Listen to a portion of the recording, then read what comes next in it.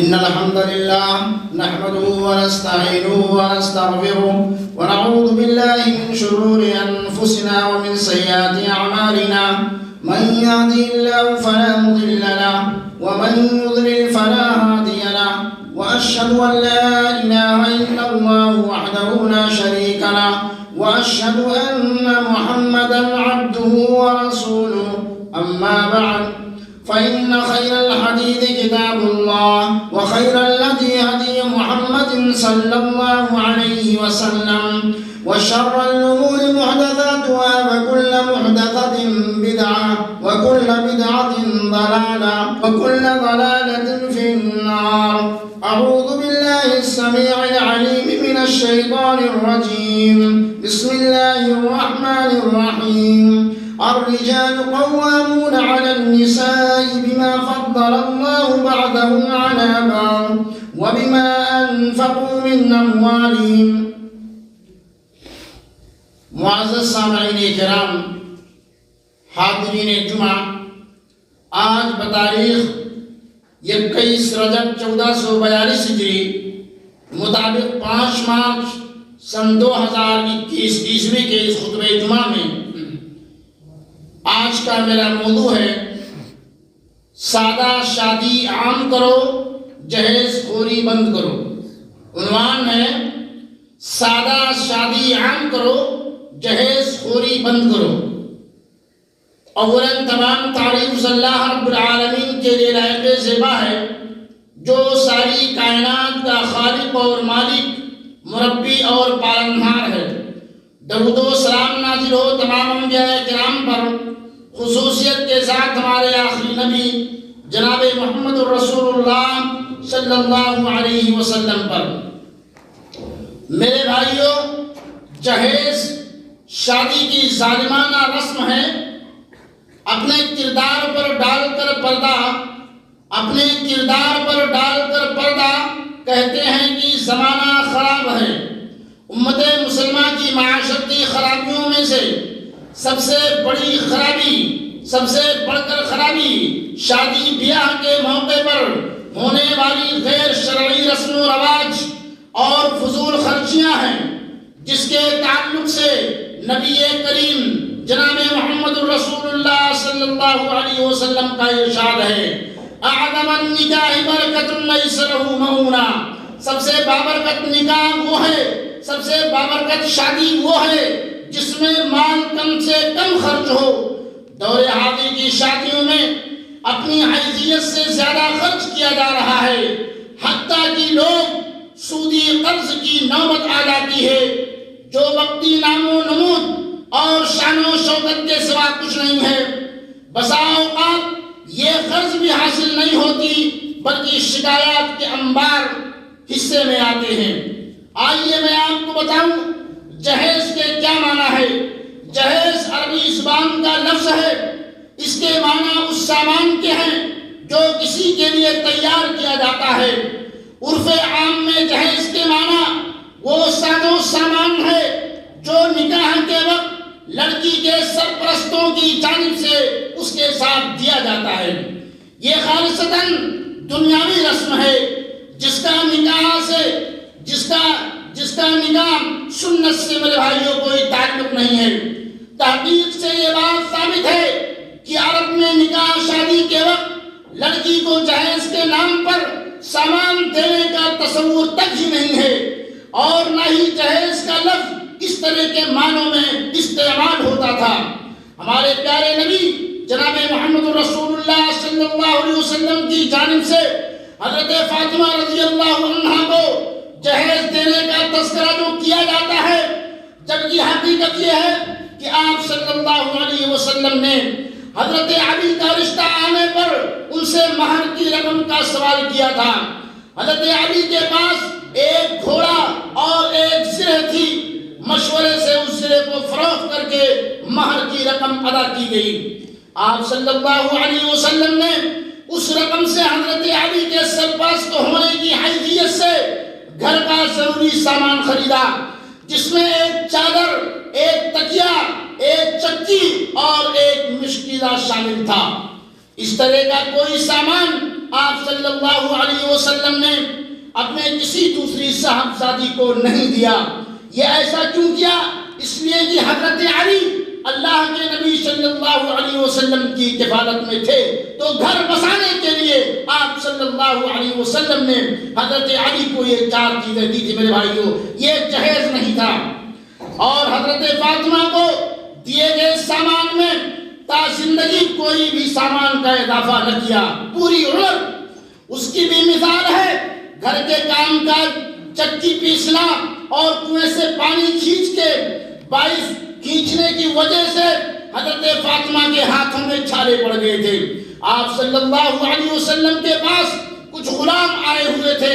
حضرت علی اور فاطمہ رضی اللہ عنہ نے تکلیفوں کو بتا کر ایک غلام کا مطالبہ کیا، ایک غلام کا تقاضا کیا۔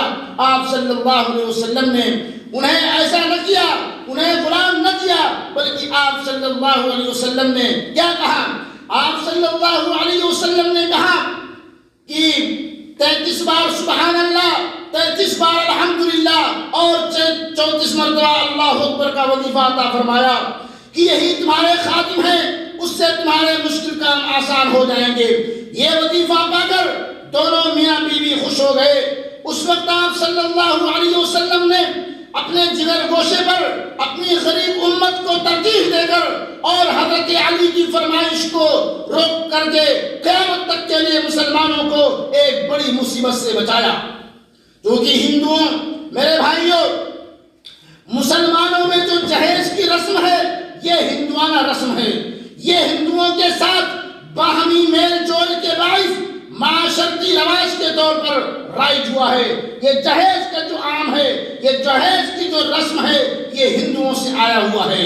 چونکہ ہندوؤں کے ہاں وراثت نام جائیداد کی تقسیم مسلمانوں کی طرح نہیں ہے، اس لیے وہ جو کچھ دینا چاہتے ہیں شادی کے موقع پر جہیز کے نام پر لڑکیوں کو دے دیتے ہیں۔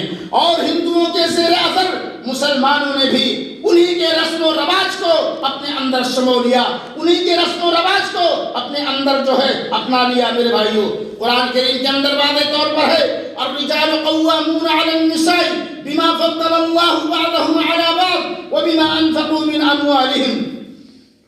مرد عورتوں پر حاکم ہے اس لیے کہ اللہ نے ایک کو دوسرے پر فضیلت دی ہے اور اس لیے کہ انہوں نے اپنے مال خرچ کیے ہیں۔ آیت کی تفسیر میں امام رازی رحمۃ اللہ علیہ لکھتے ہیں مرد عورت سے افضل ہے کیونکہ وہ اس کا مہر دیتا ہے اور اس کا نان و نفقہ ادا کرتا ہے۔ الفاظ کی عمومیت کے لحاظ سے اس میں تمام اقسام کی مالی اخراجات آ جاتے ہیں، وہ نکاح سے متعلق ہوں یا گھریلو ساز و سامان سے جو عرف عام میں جہیز کے دائرے میں آتے ہیں۔ وہ سب انفاق اموال، مال خرچ کرنے میں شامل ہو سکتے ہیں۔ نفقہ کے ساتھ عورت کے لیے جائے رہائش اور اس کے لوازمات فراہم کرنا بھی شوہر کے ذمہ واجب ہے۔ اسلام کی شان ہے کہ اس نے ہر مقام پر عورت کو عزت و شرف سے نوازا ہے۔ دور رسالت میں جناب محمد رسول اللہ صلی اللہ علیہ وسلم کے بعد صحابہ کے دور میں بھی فرمائشی جہیز کا ثبوت کہیں موجود نہیں ہے۔ نہ لڑکی والوں سے جہیز کا مطالبہ کیا گیا، نہ ہی اپنا حق سمجھ کر اس کو ضروری سمجھا گیا۔ میرے بھائیوں، حضرت بلال اور حضرت صہیب نے ایک قبیلے میں جا کر اپنے احوال بتا کر رشتے کی درخواست کی۔ قبیلے والوں نے اپنی لڑکیوں سے ان کے نکاح کی یقین دہانی کرا دی۔ امام غزالی رحمۃ اللہ علیہ اس واقعے سے یہ نتیجہ نکالتے ہیں کہ کسی نے بھی جہیز کا ذکر نہیں کیا، نہ مردوں نے نہ لڑکیوں کے اولیاء نے، اور اس کی وجہ پہ یہ بیان کرتے ہیں کہ جہیز یعنی گھر کا ساز و سامان فراہم کرنا یہ شوہر کی ذمہ داری ہے۔ یہ بات واضح ہے کہ قرآن کریم کے اندر سیاہ ستہ معروف کتب احادیث اور چاروں فقہا کی کتب کے اندر باب الجہیز کے عنوان سے کوئی باب نہیں ہے۔ اس بات کی بین ثبوت ہے، اس بات کی دلیل ہے کہ جہیز اگر دینی حکم ہوتا تو کوئی وجہ نہیں کہ جہاں نکاح سے متعلق احکام بیان ہوئے ہیں وہیں جہیز کا بھی تذکرہ ہوتا۔ حدیث کے مطابق وہ نکاح سب سے زیادہ بابرکت ہے جس کا بوجھ کم سے کم پڑے۔ میرے بھائیو سب سے بابرکت نکاح وہ ہے جس کے اندر سب سے کم خرچ پڑے. بارک اللہ لنا ولکم فی القرآن العظیم ونفعنی وإیاکم بما فیہ من الآیات والذکر الحکیم انہ تعالی جواد کریم ملک بر رؤوف الرحیم.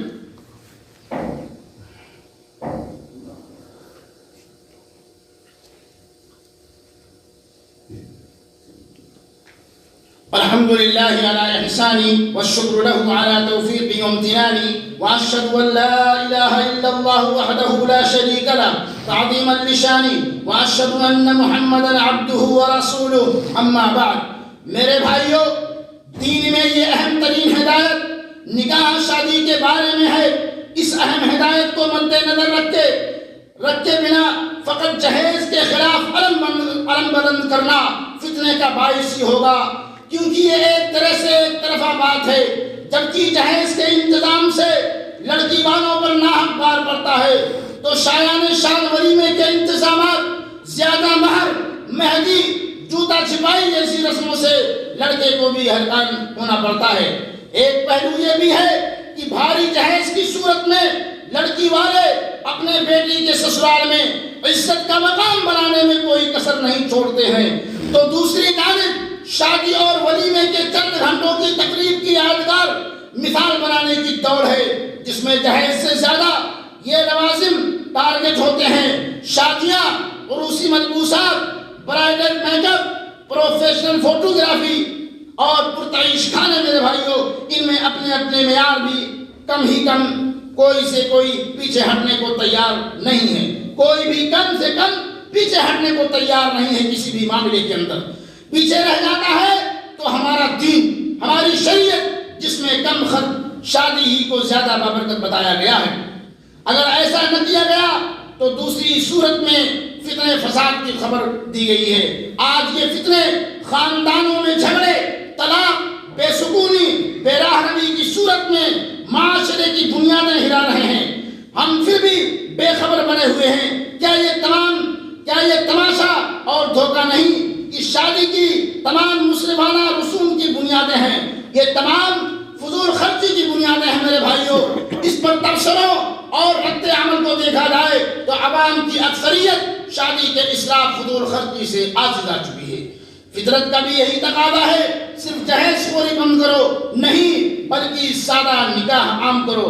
اور یہ فرقہ لمحہ ہے میرے بھائیوں یہ نوجوانوں کے لیے ایک جو ہے المیہ ہے اور انہیں بڑھ چڑھ کر کے اس معاملے میں جو ہے حصہ لینا چاہیے کہ ہم اگر شادی کریں گے تو نبی کریم صلی اللہ علیہ وسلم کی سنت کے مطابق کریں گے، جس کے اندر سب سے کم خرچ ہو، جس کے اندر سب سے کم اسراف ہو، فضول خرچی سب سے کم ہو اور مال کم سے کم خرچ ہو، وہ ہم شادی کریں گے اور اسی میں برکت ہے. اور یہ اللہ کے نبی صلی اللہ علیہ وسلم کی سنت بھی ہے. ہمارے نوجوانوں کو اس میں بڑھ کر کے حصہ لینا چاہیے. اور اگر کوئی گھر والے آپ کو اس پر اکسائیں ان کا بائیکاٹ کرنا چاہیے اور بتانا چاہیے کہ ہم اگر شادی کریں گے تو نبی کریم صلی اللہ علیہ وسلم کی سنت کے مطابق کریں گے. میرے بھائیوں اگرچہ عوام کے مؤثرین طبقے نے جہیز کے ایک پہلو سے مخالفت مہم شروع کی ہے، تاہم مسئلے کے مکمل اور مستقل حل کے لیے سب سے اہم ذمہ داری اہل علم پر عائد ہوتی ہے. اس ضمن میں مرکزی، صوبائی اور زرعی جمعیتوں کو بھی اپنی ذمہ داری ادا کرنی ہوگی. علماء، دانشور، ائمہ و خطبہ، عمائدین اور اصلاح و دعوت کا کام کرنے والے سب کو مل سوچنا ہوگا. جہیز سمیت تمام مسلمانہ اور غیر شرعی رسوم سے بچنے اور سادہ نکاح کو عام کرنے کے لیے سنجیدہ مہم وقت کی فوری ضرورت ہے، جس میں شادی سے متعلق عوام میں اسلامی شعور بیدار کیا جائے. سوشل میڈیا کی مضبوط طاقت کو اس مقصد کے لیے مؤثر منصوبہ بندی کے ساتھ میرے بھائیوں استعمال کیا جائے. نیز سماجی بائیکاٹ کو بھی بطور ہتھیار استعمال کیا جا سکتا ہے. مثلاً اسراف و فضول خرچی اور خرافات سے آلودہ رشتوں کے لیے نکاح علماء نکاح پڑھانے سے معذرت نہیں تو مزاحمت ضرور کر سکتے ہیں. رشتوں کے معاملے میں ایسے نمائش پسندوں کی بجائے سادہ شعار لوگوں کو ترجیح دی جائے. شادی غیر شرعی تقریب کے بجائے مسجد میں نکاح اور گھر سے رخصتی کو سنت کو عام کیا جائے۔ نیز ولیمے میں بھی سادگی کو ملحوظ رکھتے ہوئے اسراف اور فضول خرچی سے بچنا چاہیے۔ میرے بھائیوں، آج جہیز کی وجہ سے بہت ساری لڑکیاں میرے بھائیوں سوسائڈ کرنے کے لیے تیار ہیں۔ آج بہت جہیز کی وجہ سے نہ جانے کتنی لڑکیاں میرے بھائیوں جوان اپنے گھروں کے اندر بیٹھی ہوئی ہیں۔ میرے نوجوان دوستو، اٹھو اور اس مہم کو جو ہے آگے بڑھاؤ کہ ہم اگر شادی کریں گے تو نبی کریم صلی اللہ علیہ وسلم کے سنت کے مطابق کریں گے، اور جتنے غیر شرعی رسوم ہیں ان سب کا ہم جو ہے بائیکاٹ کریں گے میرے بھائیوں۔ اور اس کے اندر اگر کوئی آئے آتا ہے، ماں ہے کہ باپ ہے کہ بھائی ہے، اور غیر شرعی طریقے سے اگر آپ کو شادی کرنے پر اکساتا ہے، ان سب کا بائیکاٹ کیجیے اور نبی کریم صلی اللہ علیہ وسلم کی سنت کو میرے بھائیوں فرنٹ میں رکھیے۔ ہم عمل کریں گے اسلامی شریعہ، ہم شادی کریں گے تو نبی کریم صلی اللہ علیہ وسلم کے بتائے ہوئے سنت کے مطابق کریں گے۔ اللہ رب العالمین سے دعا ہے کہ اللہ رب العالمین ہم تمام نوجوانوں کو، ہم تمام دوست احباب کو اور تمام اولیاء امور کو، تمام ذمہ داروں کو اللہ رب العالمین شادی سادہ کرنے کی توفیق عطا فرمائے، اور جہیز خوری سے اللہ جہیز خوری اور جہیز جیسی لعنت سے اللہ رب العالمین ہم سب کی حفاظت فرمائے۔ عباد اللہ، ان اللہ یأمر بالعدل والإحسان وإيتاء ذي القربى وينهى عن الفحشاء والمنكر والبغي يعظكم لعلكم تذكرون فاذكروا الله يذكركم وادعوه يستجب لكم ولذكر الله أكبر والله يعلم ما تصنعون وآخر دعوانا أن الحمد لله رب العالمين۔